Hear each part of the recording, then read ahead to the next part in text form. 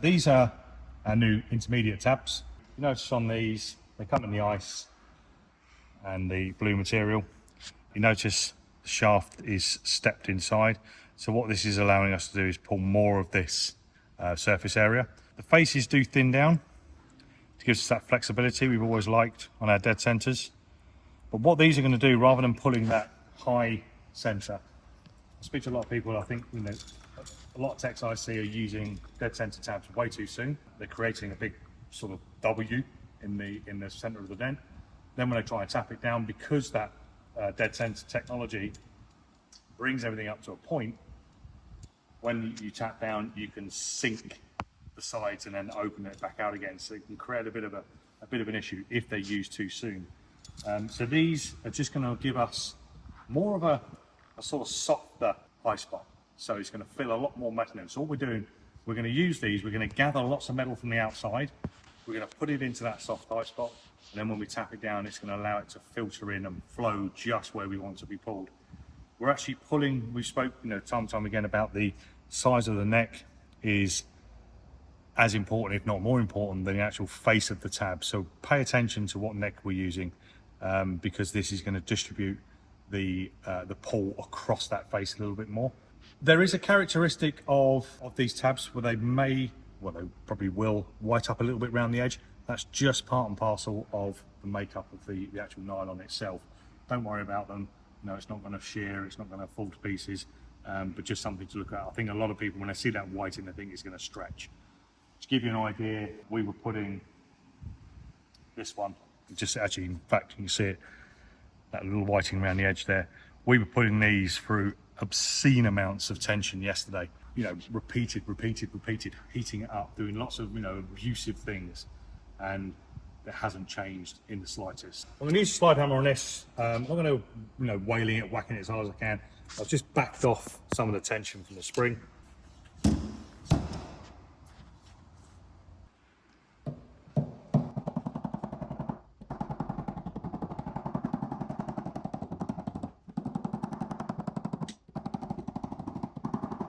So I don't want to be continually working in one direction. I want to keep switching it up. You're always, because you're leading and trailing eye, the way you set your lights up, you're always going to see either the crown before or the crown after. So by coming in multi directions, make sure you're not going to overwork the crown in one particular direction. See it time and time again, and that's what starts to create these kind of horizontal low points through here as well. So swap it out and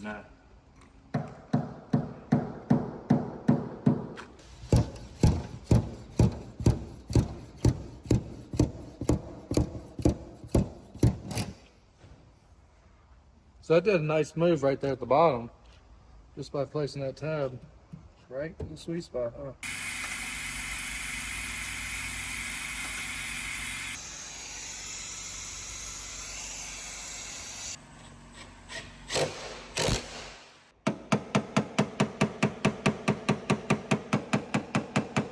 we've got the K-Power set up.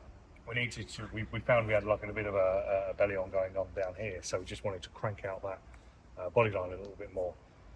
We set the K-Power up. I've just gone and started blending where we had a ton of power on this, didn't we? We had it like this originally. Danny set the tension on there, quite a decent amount of tension. Then we moved it down, and it was difficult to get moving. I've just been doing some blending with my hammer. K-Power was down here, and I've just lifted it up to the top like this. Yeah, so tension's gone. Oh, hang on a minute. Yeah. There was a ton of tension in there a minute ago, to the point where it was like got to there and we had to really sort of to get it over, and now it's just happily swinging around. It just goes to show how much us knocking down and this pulling out that tension is actually doing. Okay, now we're there. We're about where we were to start with. So you might want to take a little touch. A little bit off? Yeah. That'll loop. Yeah, that's about where we were. Already, I've just gone in with the same veracity and instantly put little little divots in, so I'm having to change. Whenever there's tension on, you really got to dial it back, right? But I was up here a second ago wailing away, Yeah. the thing's bouncing because it's obviously absorbing that.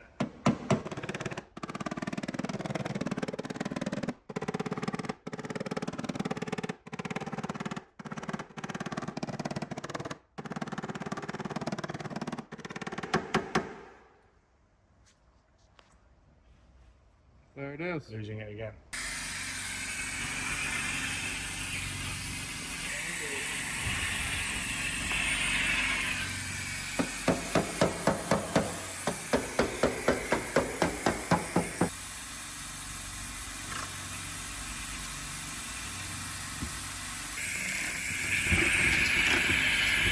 You can see the top.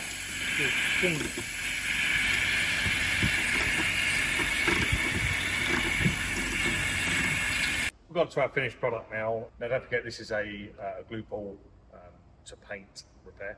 Yes, there's an argument that you can go in there and you can do this, that, no, that's not what this is about. This is about basically handing it across to my body man. I mean, you, in your words, Danny, another pretty decent flat repair. Oh, that's really flat. It's really flat. This would honestly be classified typically in some shops as a replacement. So being able to get it as flat as we did, I mean, that's a testament to the tools, right? There was a heck of a lot going on. There was a lot of distortions, and we had those first couple of pulls. Had the pull tower and the quick stick and the K power, and it really brought it out extremely clean. We've got measuring gaps here. This is a 4mm. This is a 3mm. So 3mm is what we had in our panel gaps. In fact, I'll run the 4mm down there. So the 4mm doesn't go anywhere. 3mm sits nicely. All the way through. There's a lot of tapping down we've done this. You know, we had a significant crown, we had a lot of metal movement. You know, so there's a few shimmers in there, and That's fine. this is all the sort of stuff that that we would do. You can see how straight it is now to the door, which it was pretty significant before. Yeah. There was a sizable step in there. So I'm gonna grab the back, and I'm gonna go ahead and get the block and just kind of do a couple cuts on here just to show you that even though you see some distortion, it is extremely flat. But hopefully the 2 or 3 quick pulls that we did, you can see just how much movement. And we didn't have to with the traditional way we weld a plate inside the shut, something on there. So then your Tack and pull plate would typically be what we use, which is really bad repair if you think about it. so then you're gonna have to get in there and start repairing. And another thing too, even though you see this distortion, if I take my hands, because I've been, ingrained to really feel highs and lows, even though there's highs and lows there, I cannot feel it. So that right there tells me, okay, I need to stop, get it in the filler, because I'm still in a production setting, right? If I have an 8-hour dent and it takes me 8 hours to do it, as a commission tech, that's not going to sustain it, if you will. So therefore, once I get it flat and I get it straight, I need to move quickly into my filler. Let's get Danny hooked up with his mask and everything.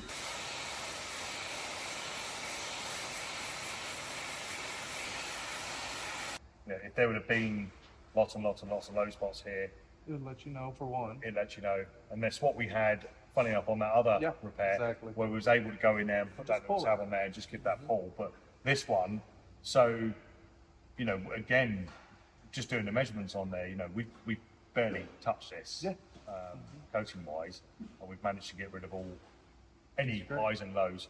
And just wetting it up there, just before we clean it down, down, and it's pinned straight. I mean, Perfect. would you be putting filler in that? I think you could get away with 3 coats of primer. Okay. Yeah, that's it. So, Down, 3 coats again, of primer, you're good to go. We've actually delivered a fillerless repair. Yeah. So, Now down here, there's a couple more, Yeah. a little bit lows, but nothing like too extreme. It's still a skim coat repair. Yeah. so we're reducing that Oh, you just reduced it. filler area down. Yeah. We're just doing depth reduction, right? So not perfection, depth reduction. That's all we're looking for. And this right here is a beautiful repair. Beautiful repair. And it's going to be a repair that lasts throughout the coming years. Yeah, another nice repair. A sizable repair, something that's a little bit more, a little bit harsher, showing that you know, the other items we have around us, you know, the power of those items, the power of the glue ball, showing the different setups of the hinge tab, you know, even overcoming a few issues that we typically would have had. So, you know, it's nice when lots of different heads get working on a project. Yeah, very impressed with it. Pretty It was good. awesome. I enjoyed it. Thank you very much. Thank you guys And, for watching. yes. There'll be more to come. Check out the pull tower, the quick stick, the K powers, the L2E. So yeah, once again, guys, thanks for watching, and we'll see you on the next one. Awesome.